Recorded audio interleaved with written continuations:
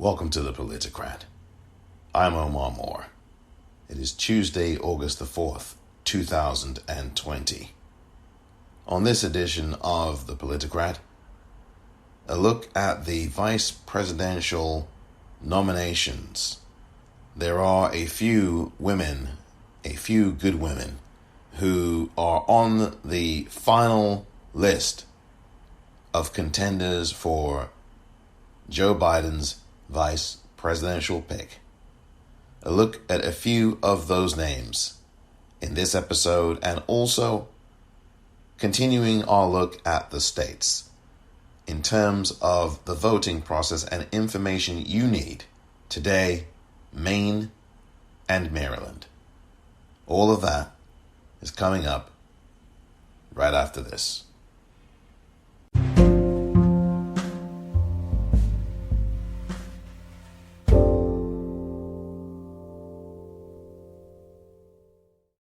Welcome back. A very happy birthday to President Barack Obama. It is his birthday today. Many happy returns, Mr. President. Thank you for 8 years that were largely successful and without any kind of drama or scandal. They didn't call him No Drama Obama for nothing.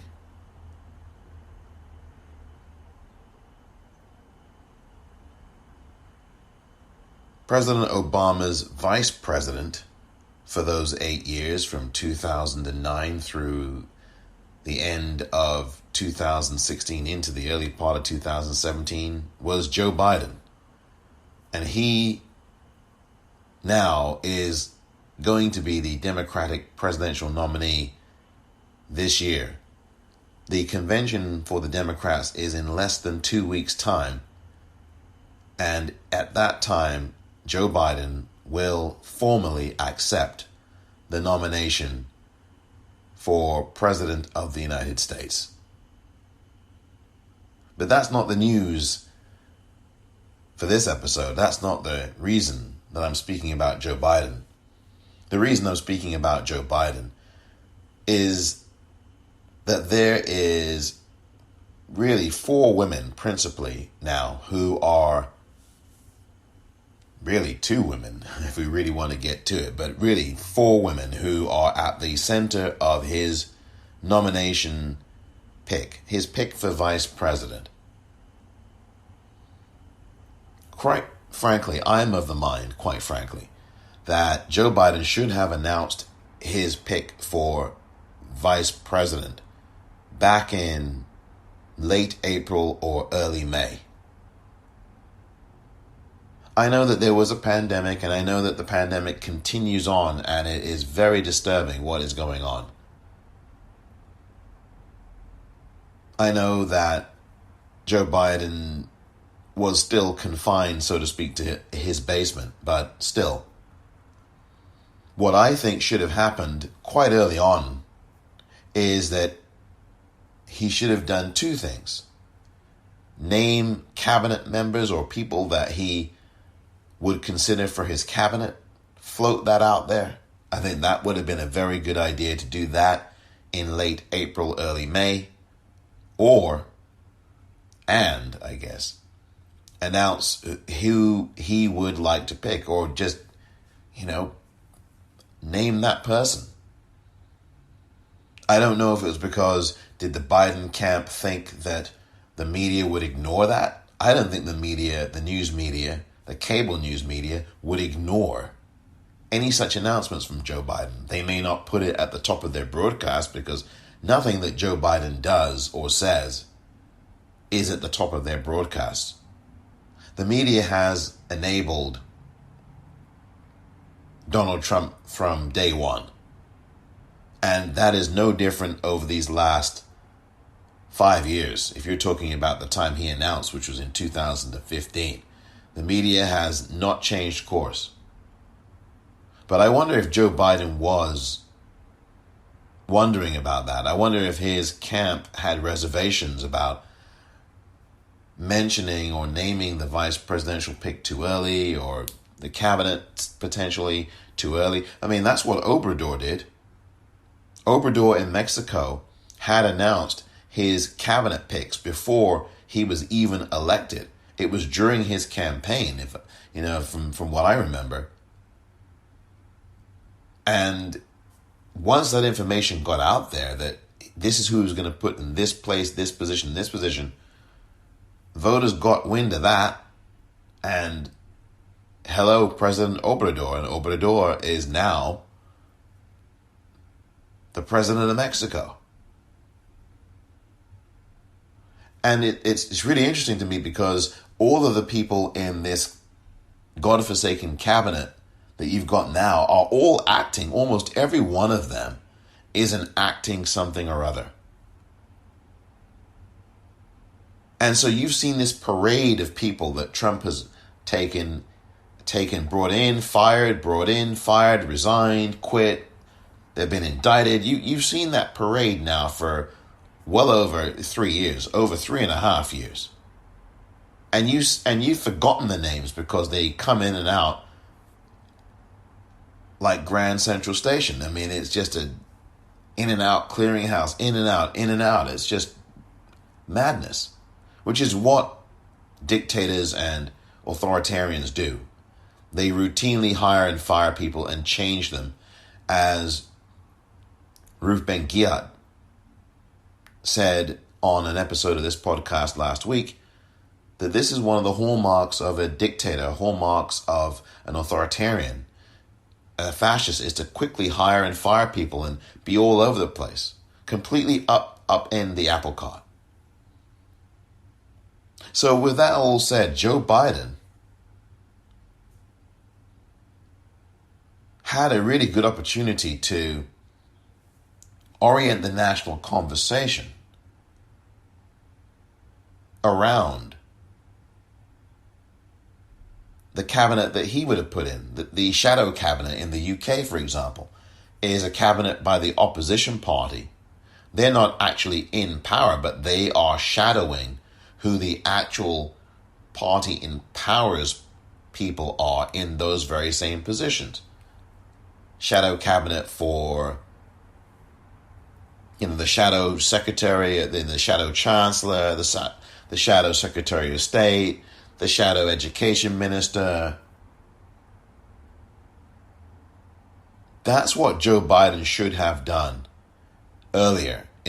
should have named these people so that people voting have an idea of what they're going to be voting for, not just who they're going to be voting against, and we know who that is, Donald Trump, but what the people are going to be voting for. And if they don't like Joe Biden, and many people don't, I'm not the biggest fan of Joe Biden's, but of course, as I've said many times, I'll vote for him. And I think that anybody with any measure of care about future generations or about their families and their kids, or whether they have kids or not, should be voting for Joe Biden and all the Democrats. It's obvious that that's what people should do. But will they do it is the question. I don't have my doubts. I don't have any doubts about it. But you never know. You never know. My point is that by showing you, or by naming Joe Biden's cabinet, by him doing that, and by him putting his pick out there for VP earlier, everybody has a really good idea, okay, this is what I'm voting for. As opposed to, well, I'm only voting against Donald Trump. And maybe for some people that's okay. Maybe for some people that's perfectly fine. They don't care about the cabinet. They just want to get this guy, Donald Trump, out of the White House. And that is probably true of a great many millions of people in this country.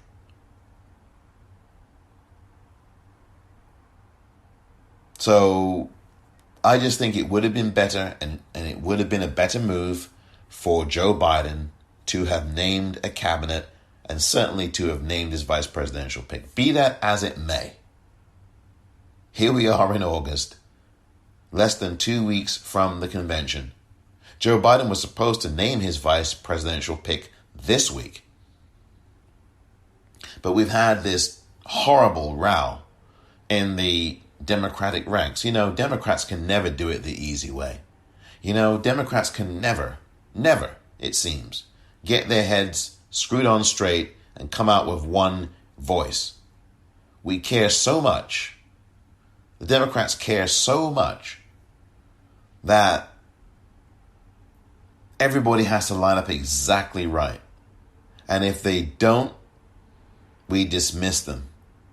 And if they don't, we cast them out. And if they don't, then we don't have anything. Democrats do this all the time. And there's always this infighting. And I'm sure it's true of the Republicans, but you never really hear about it. I mean, you do hear about it sometimes. I mean, there's been recent disagreements in that party, literally last week, around the stimulus plan that still has not been signed off on. I mean, it's just ridiculous. It's embarrassing what the Republicans are doing. It's disgraceful.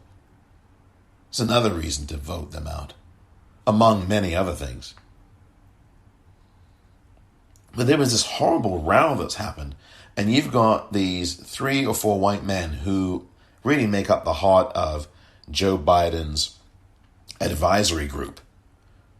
Chris Dodd and Ed Rendell and Larry Summers, people who I think are pretty darn toxic, representing an old guard, an old crusty white male guard that the Democratic Party has not shaken loose of yet. And I think it's just totally anathema to have this old white male guard still at the heart of the Democratic Party, when you have new generations of voters, you have black people, you have Latinx, Native American people who are now in Congress, ready to lead. They are leading. And it's about time we saw some color in power. And I'm talking about qualified people in power. And there are some ready right now. And I'm not talking about James Clyburn. I'm not even talking about the great Maxine Waters, who I think would be excellent. I mean, people like Barbara Lee, I think, would be excellent. I think, why isn't Barbara Lee the Speaker of the House right now? I mean, if you want somebody with conscience, why isn't Representative Barbara Lee out of Oakland, California, why isn't the Congresswoman the Speaker of the House? There's no reason why she shouldn't be. She is, you want to talk about the conscience of the Congress. Barbara Lee is one of those great individuals. And quite frankly, I'm not sure of her age. I would have included her in the vice presidential running, to be quite frank. But she's not in the running, at least as far as I know, and as far as we have learned. Essentially now what you've got in the Democratic Party, in the final group of people, are Ambassador Susan Rice, Senator Kamala Harris, Senator Tammy Duckworth, Senator Elizabeth Warren, and Representative Karen Bass. Those are really the core group of individuals that I think are being considered at the moment. Yes, there are others. There's Stacey Abrams, who I thought was a much stronger choice. I think earlier in this process, she was very much out front about her intentions, and to her credit, I think it was good that she did it. I know some people would look at it as a risk, but I think she was very good at doing that, campaigning the way she has. I have a feeling, however, that Stacey Abrams, who I think, who is clear should be governor of Georgia right now, would have been the only black woman ever to be governor of any state in this country. It's clear to me that Stacey Abrams, I think, has fallen off here. Not her personally, but I think off of Biden's radar. I think that these white men who Chris Dodd calling Kamala Harris ambitious, calling Kamala Harris ambitious? Every politician is ambitious, male or female. Every politician is ambitious, no matter whom.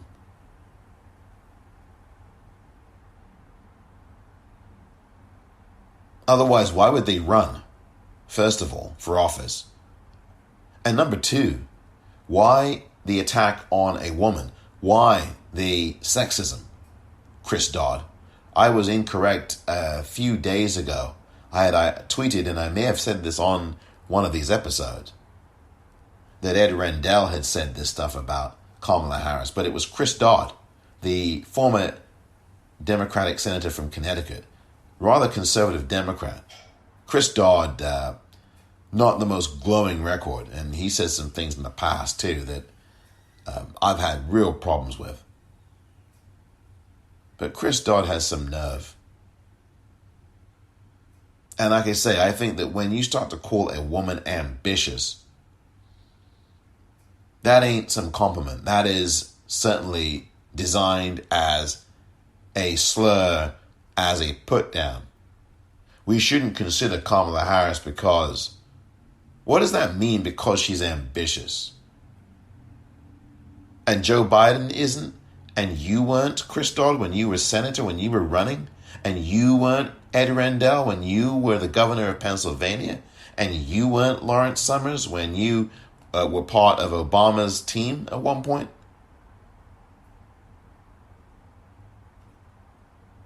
I think it's absurd. It's totally absurd. It's absurd. It's disgraceful. And that's really the reason why we now have a delay in this announcement of the vice presidential pick. Because there's been all of this rancor, and then these two black women who are being pitted against each other now, and it's ridiculous. Karen Bass, who is the congresswoman down there in Southern California, is being pitted against Senator Kamala Harris, the senator of California. I mean, you've got two California black women being pitted against each other. And it's just insane. Only the Democratic Party can do something like this. And I think had this nomination, had this announcement for the VP pick been given to us back in late April or early May, it would have been much better. I'm not saying that you wouldn't have had this problem, because there's definitely been a serious problem in the Democratic Party of taking black women in particular for granted. Black women have been the most loyal voting bloc of any group. I've said this before. I'll say it again. I've said it many times, and I'll say it many times more. Black women are the most loyal voting bloc of any group in the United States. Tried and true. 100 years ago, women got the right to vote in this country, but it was white women who did. Black women still had to wait another 45 years before they could start voting. The white women, the suffrage movement, the white women, and black women were in that movement too, The white women at large did not give a rat's about the black women in that movement. Blocked them. Were racist towards them. And you had situations where black women were trying to get this vote, and their so-called white sisters weren't giving two rats' asses about the black women who were the heartbeat of that movement as well. And yet, who has been the most loyal voter? Black women. Who has? Black women. Say it again for the back. For those in the back. Black women. So they had to wait till 1965 when many black women fought and were beaten and bloodied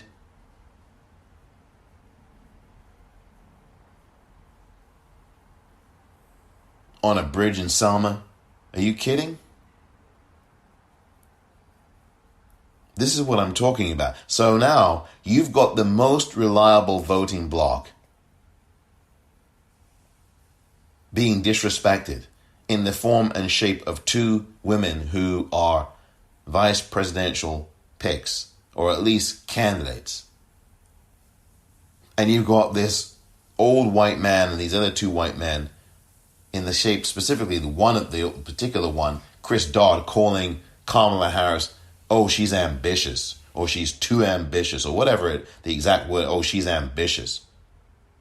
That's just another word for uppity negress, as far as I'm concerned, as applied to Kamala Harris. That is, in my view, what an old white man who's been around the block would say about a black woman who is confident, who has shown leadership, who, while certainly has some baggage, every one of these folks does, certainly does have some baggage, who is showing you that she is capable of not only holding her own, but authorizing her own in these situations.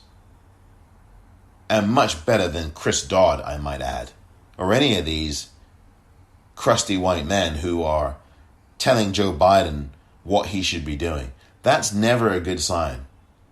If you've got your campaign in 2020 surrounded by old white men, in this day and age, how many black people are in Joe Biden's inner circle? And I'm not talking about Karine Jean-Pierre, who is, I guess, his communications director or his chief of staff. I'm not sure of the exact title for his campaign.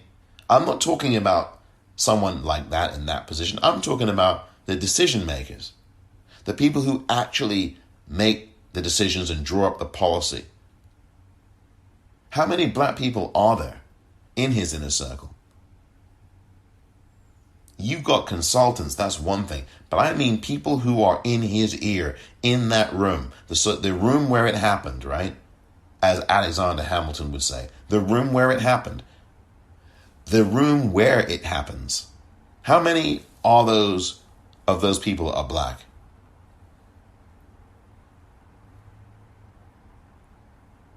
I mean, I really would love to know that.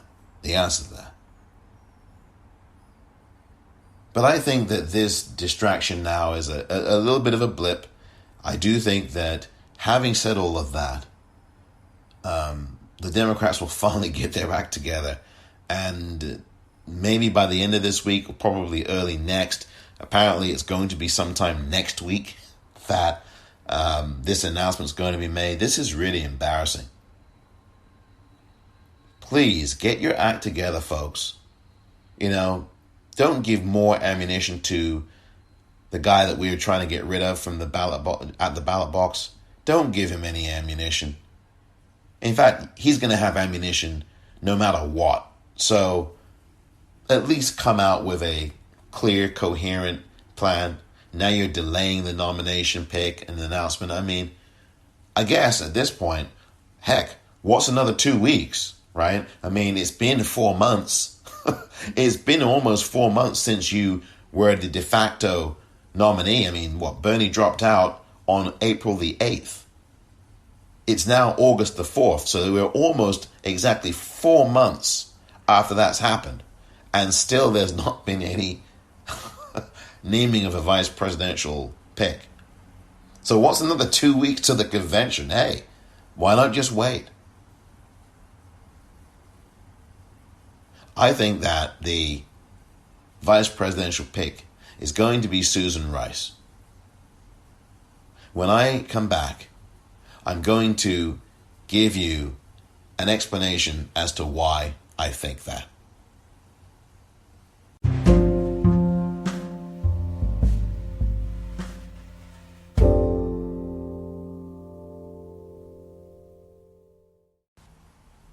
Welcome back.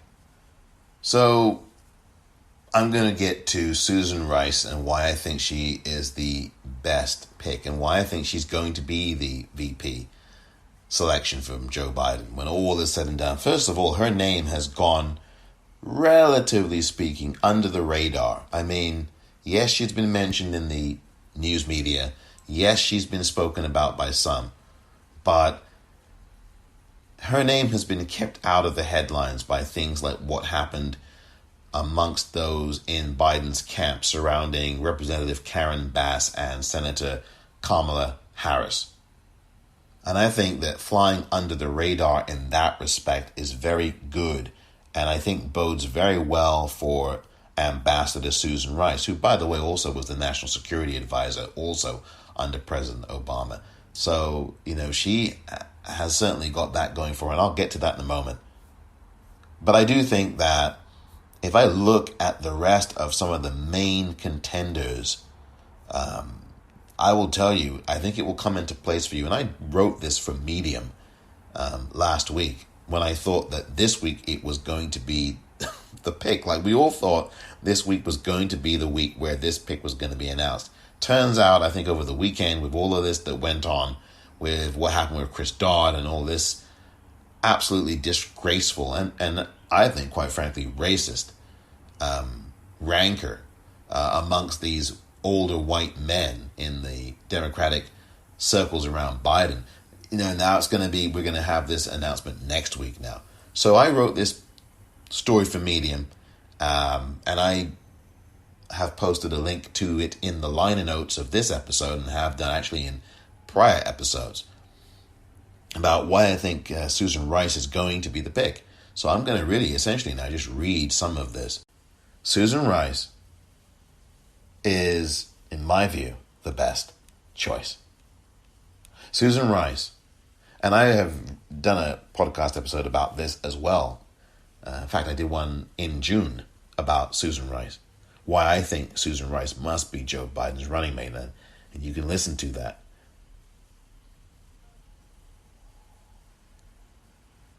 Susan Rice is checking all the boxes. She was a National Security Advisor, as I've mentioned. She was the former United Nations ambassador. She has worked with international leaders on the global stage. She is a strong and tough negotiator.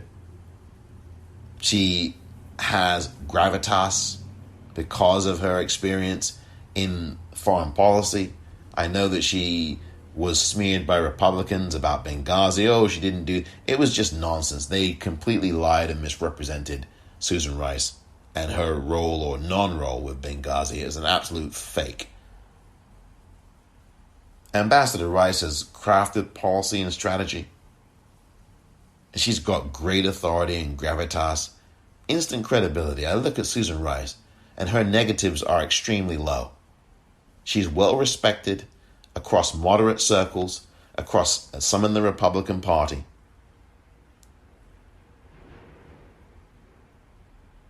Susan Rice, I think, you look at Susan Rice, and I'm looking at someone who I think can go into that job tomorrow, not just as vice president, but as president of the United States. She's got heart, she's got spirit, she's got wisdom, she's got great analysis of a situation. She's been in tough situations. She's got great leadership. We know that about her.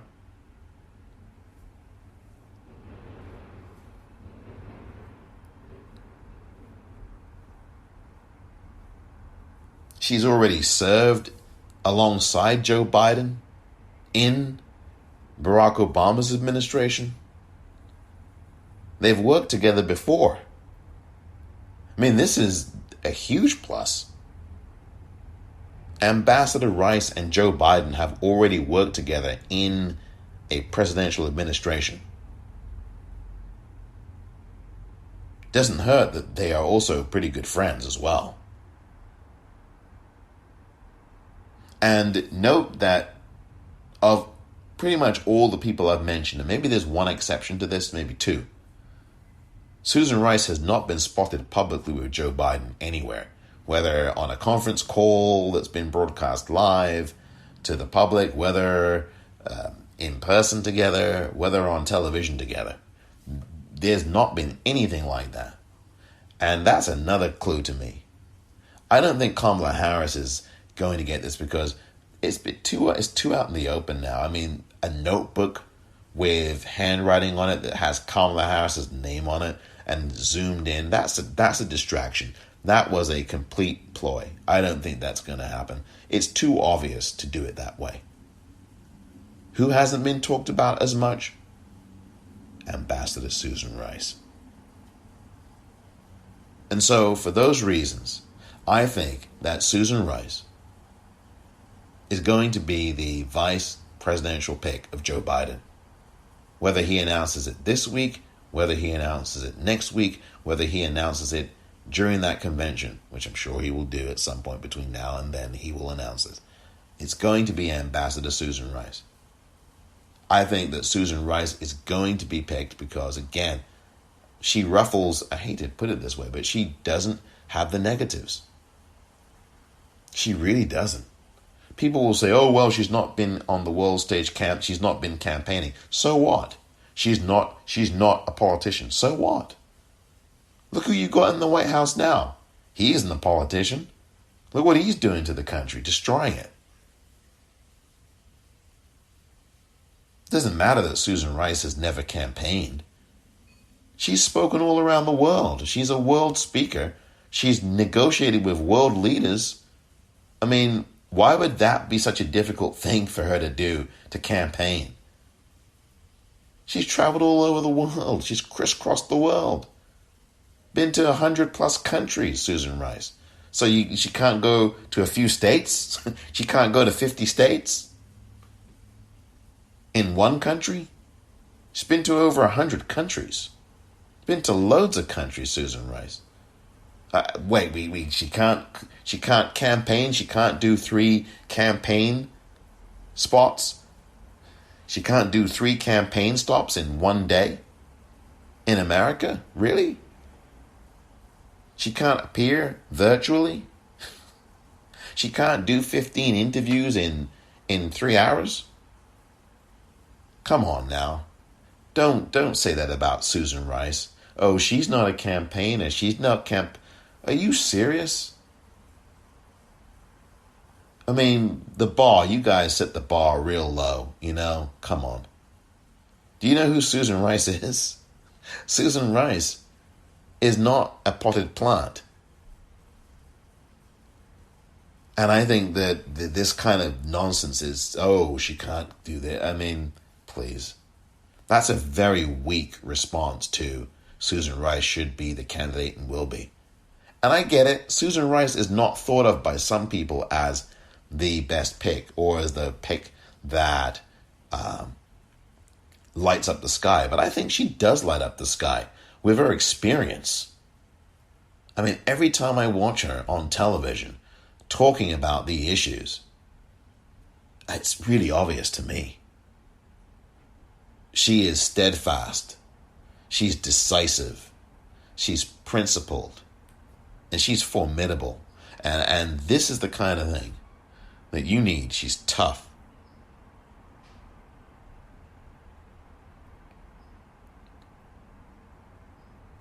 She is. She's tough. And she's charismatic too.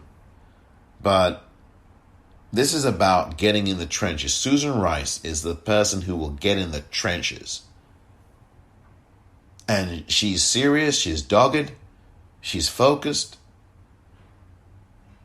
And I don't want to have a beer with my VP candidate I don't want beers with we've got to get away from this nonsense. I think this thing started years ago, but it definitely amped up and ramped up with George W. Well, he's a guy you can have a beer with. I don't want a freaking beer with George W. Bush. I don't want a beer with Joe Biden. And I don't want a beer with Susan Rice. Now, I'd like to have an interview with Susan Rice. I'd like to speak to her and pick her brain on the issues of national security and all of these kinds of things that she is expert in, and the global negotiations that she's done and working in Obama's administration. I'd love to talk, and she's written about, I'm sure, in her book, Tough Love, which you can get. Maybe I should read the book first, but I would love to talk to her and talk to her about her and find out about her assessments of these global matters. And she's spoken about them repeatedly, by the way, on television. And the thing about Susan Rice, too, is she's honest. She's honest. You can't get that in too many people these days. And she will not hold her tongue. I mean, I remember when she called one of these Republicans, I think could have been Trump, called him bullshit, said that this is bullshit, tweeted that out I think last year or this year, I forget. Susan Rice is gold. And I'm telling you, Joe Biden would be making a big mistake if he didn't pick her, as far as I'm concerned. Joe Biden has got to pick Susan Rice. And as much as I would love to see Stacey Abrams in the mix, I think, as I said earlier, I think that she is now on the outside looking in. It's down to Harris and Rice. And I think that next week will be Rice as nice.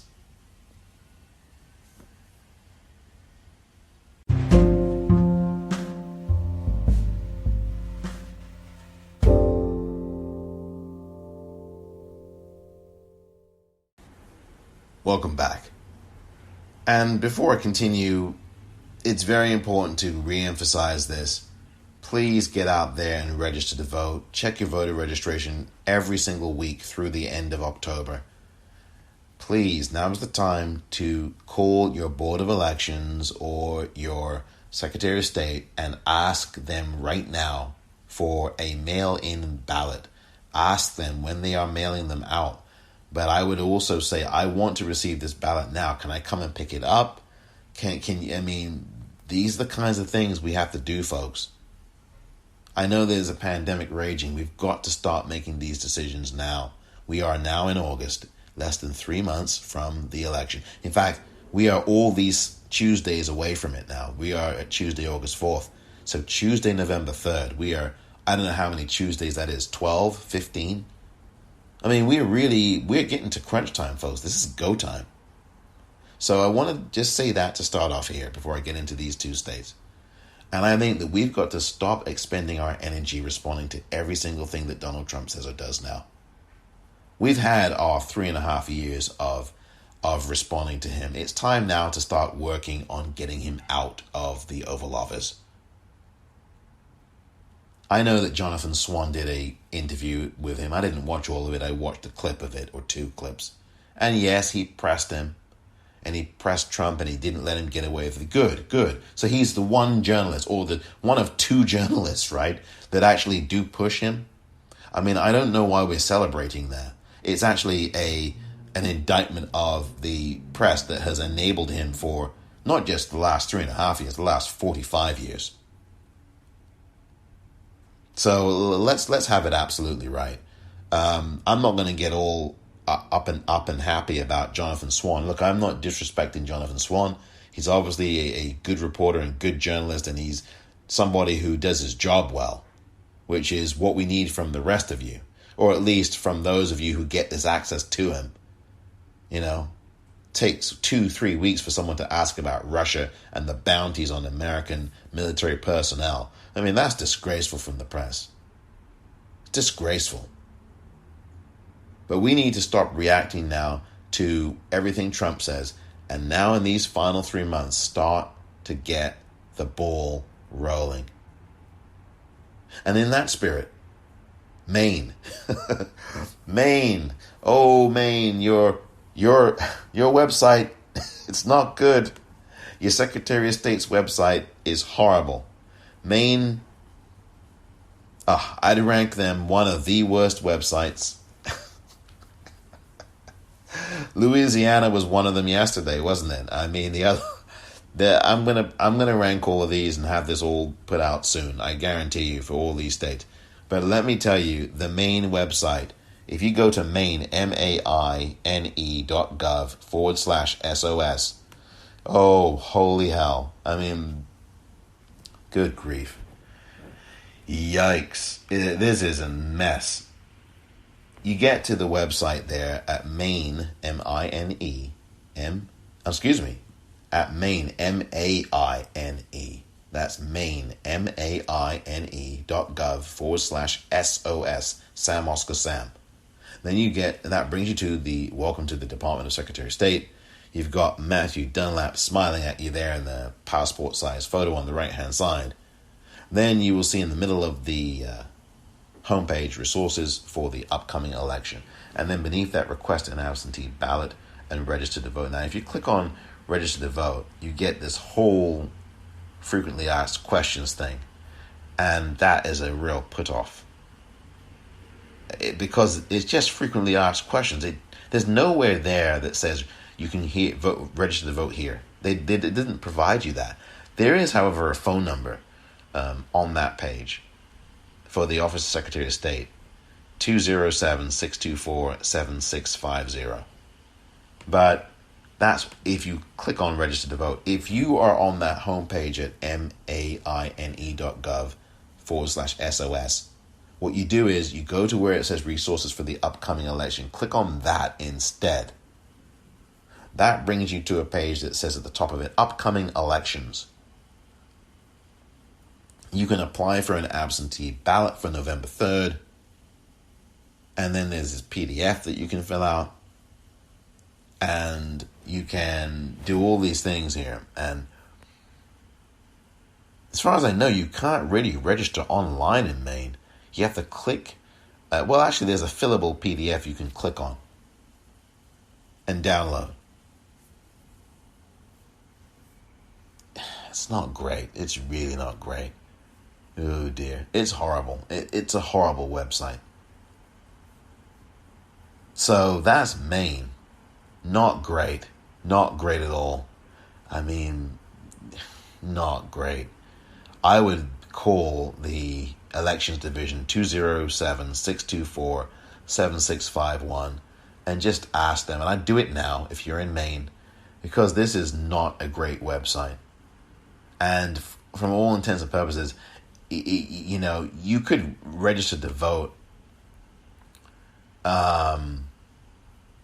And I know that vote.org is good, but the problem with vote.org is it's not official. I mean, it is an important website and there's lots of great information, but you really want to do this through your state Secretary of State website because that's official. And I remember once going on one of these types of sites, like vote.org or one of them, and looking for my registration. And it said, oh, you're not registered. We don't have your registration here. So then I went to the California one and I put my information in and voila, there I was. So you've got to be careful with these. Look, I'm not trying to poo-poo them. That's why I've been reading out every state's website, and I've been telling you every day that if you are a voter in this state, this is where you need to go on the website online. And that's why I've been going state by state for every single website for every state, because those are the official places to go to. Vote.org is not the official. If you have a problem and your registration is not showing up on vote.org, you know what they're going to tell you? They're going to tell you to contact your state Secretary of State's website. They're going to tell you to contact the Secretary of State. They're going to tell you to contact the Board of Elections in your state. So please, while vote.org is an important resource, it is not the final say. You've got to go to your state, whether you're in Florida or California or wherever you are. That's what you've got to go to. You've got to go through those channels. Believe me, it is what you want to do. Believe me, you really do. In Maine, there is early voting. I think it's 30 days before so it's really, I guess it would be October the 5th. Would be 30 days before November 3rd, I think, or something like that. And October 5th was a Monday, if I'm not mistaken. So you can early vote in Maine. But I would really call Maine. I mean, that website is a freaking mess. It honestly is a mess. I would call the Elections Division at 207-624-7650. I mean, that is a mess of a website. Oh, dearie me. That is a mess of a website, folks. Maine. Oh, my Lord. And, of course, in Maine, one of the key races to take note of in Maine, particularly as far as the U.S. Senate is concerned, is Susan Collins, the Republican who has been there for, 30 years now? And the Democratic challenger, Sarah Gideon, who is doing very well and has outspent Susan Collins. Look, I hate to talk about polls, but Susan Collins is on her way out in Maine. She and the Lincoln Project's going to make sure of that too. They're going to see to that, and they have, with some devastating ads. Susan Collins is done. She's toast. Senator Collins is enjoying her last few months in office. Make no mistake about that. She has shilled for Trump. She has said all these things, and she has sold out her constituents. And I think the voters in Maine, the Mainers, will absolutely drum her out of office in 3 months. I mean, honestly. So that's the key race. Sarah Gideon is going to become the new senator for Maine. I mean, I can say that with complete confidence.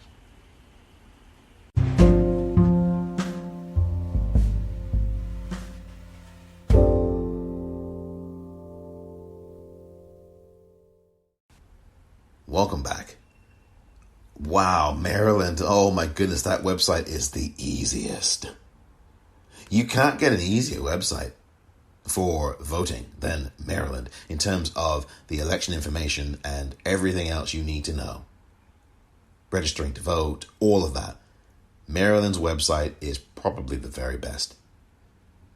And at this point where I'm getting toward the halfway point of the states, pretty much, this is a superb website. Go to elections.maryland.gov for the Maryland website, the State Board of Elections. And on that homepage, you will see election information, and there will be these graphics that flash through. Request a mail-in ballot for November 3rd. You can click on that link. Then there'll be one that says voter registration. Click on that one. Voter registration. And of course, you could have clicked on the register requesting a mail-in ballot too if you wanted to. But I'm going to voter registration because you want to check your voter registration, and it's so important. You go on the left-hand side. Once you get to voter registration, you'll see on the left-hand side, voter registration application. You click on that. And once you click on that, you will see introduction in the middle of the page, and you scroll down, and you will see Maryland's online voter registration system, OLVR. There's 2 links for it, by the way. Click on that, and voila, voter registration and mail-in ballot request. You can click and watch an overview video about this whole thing to navigate the website. You can learn about eligibility to vote. I mean, there's so many things that Maryland's website is so good for. You scroll down a bit, and it says, please visit the voter information lookup service. You can check to see if you are already registered. And it says, are you registered? Find out here. Click on that. It's amazingly easy. And then there's phone numbers at the bottom of that same page.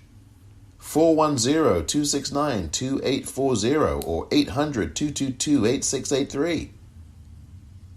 The Maryland Board of Elections website is terrific.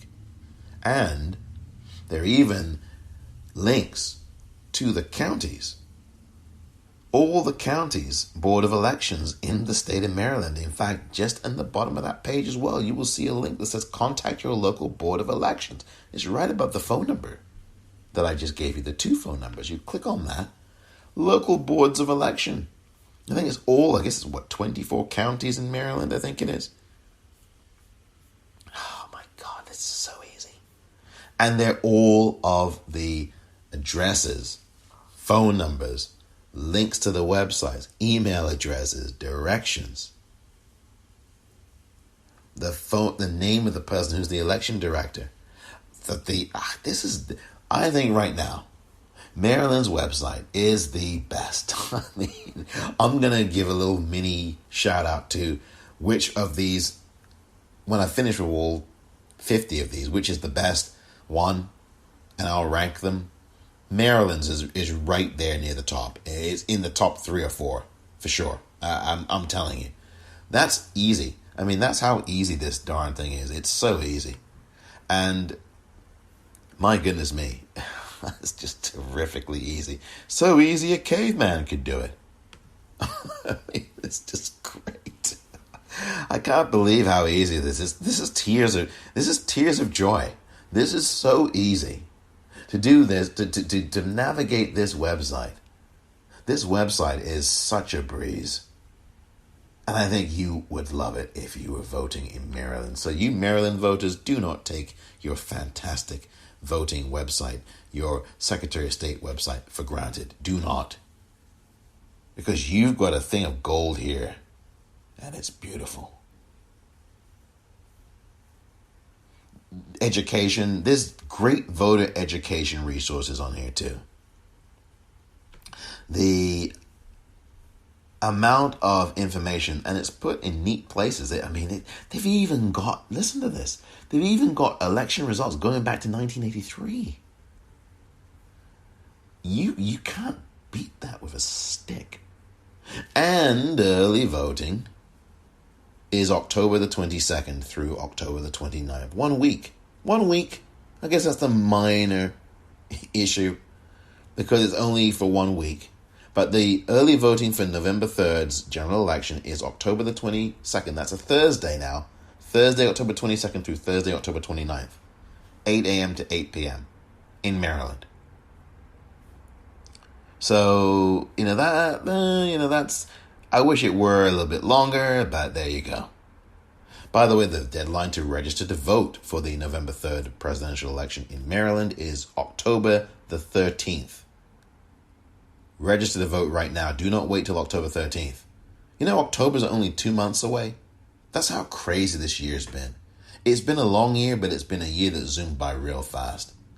October 13th is the deadline to register to vote for the November 3rd election in Maryland. Be there or be square. Maryland's website. Whoa, God, that's such a great website.